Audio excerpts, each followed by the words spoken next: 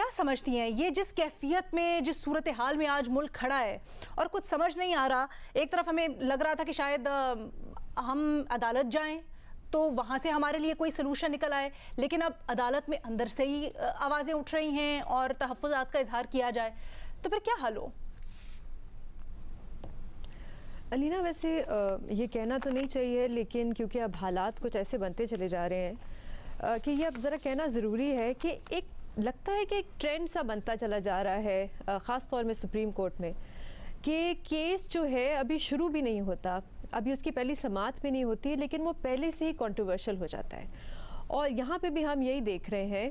कि केस अभी पहली समाअत ही नहीं हुई, पहली हेयरिंग ही नहीं हुई, लेकिन जैसे ही बेंच का ऐलान होता है तो वो काफ़ी ज़्यादा शोर मचना शुरू हो जाता है। और कल भी हम देख रहे थे सोशल मीडिया पर पूरी रात इस पे शोर मचता रहा कि बेंच में कौन है, बेंच में कौन नहीं है। अच्छा, ये जो केस है,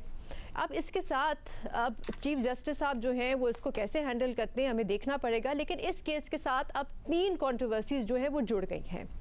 उसमें सबसे बड़ी कंट्रोवर्सी जो है, जैसे मैंने कहा, बेंच, जिसमें पूछा ये जा रहा है कि कौन से जजेस जो हैं जिनको एक्सक्लूड किया गया है इस बेंच में। और जैसे आपने भी बताया कि पाकिस्तान बार काउंसिल ने भी एक ख़त लिखा है जिसमें उन्होंने कहा है कि जस्टिस काजी फायजीसा इसमें नहीं है, जस्टिस तारिक मसूद इसमें नहीं है, जो सीनियर जजेस हैं, और ख़ास तौर पे जस्टिस काजी फायजीसा को इस बेंच पे होना चाहिए जो मुल्क के अगले चीफ जस्टिस हैं। दूसरी कंट्रोवर्सी है जो जज बेंच पे हैं उनके बारे में, जो एक जज हैं जिनकी कुछ मुबैना ऑडियोज़ आई थी और उनके बारे में जो कानूनी माहिरीन है, वो कुछ कानूनी माहिरीन ये कह रहे हैं कि उनको अपने आप को रिक्यूज़ कर लेना चाहिए जब तक ये मामला सेटल नहीं होता या अगर कोई तहकीकात होती है। तीसरा जो इशू है जो मुझे बड़ा अजीब लगता है वो है कि किस तरह इस केस का सुओ मोटो लिया गया,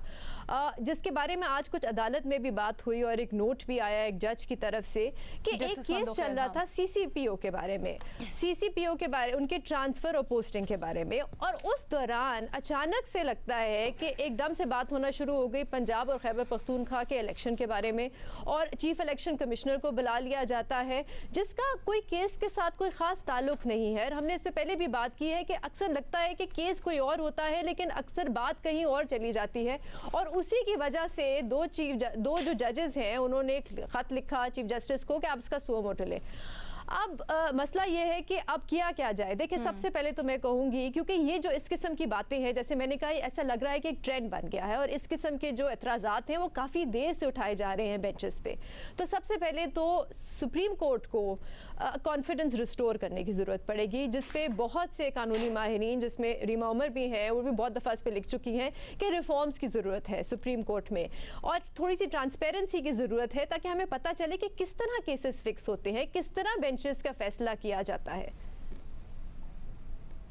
ठीक है, लेकिन अब आप जो तजवीज़ दे रही हैं वो बहरहाल अपनी जगह बिल्कुल दुरुस्त, लेकिन वो लॉन्ग टर्म है। इस वक्त सूरत हाल से निकलने की आपके पास कोई तजवीज़ है कि फ़ौरन क्या होना चाहिए?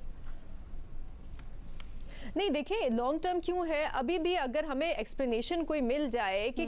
किस वजह से बेंच जो है वो किस तरह बना गया, या एक और सजेशन जो सामने आ रही है वो ये कि एक फुल कोर्ट बेंच बनाया जाए जिसमें किसी को एतराज़ात नहीं होगा, जिसमें सारे जजेस बैठेंगे और फिर बैठ के इस केस का फैसला करेंगे। तो ये एक लॉन्ग टर्म तो नहीं है मेरे ख्याल से। अभी भी बैठ के सुप्रीम कोर्ट जो है शायद अगर ये जो जितने भी एतराज़ात हैं इन पर नज़र डाले और देखे कि जो जिस तरह का बेंच बना है उसके बारे में किस किस्म की बातें की जा रही हैं।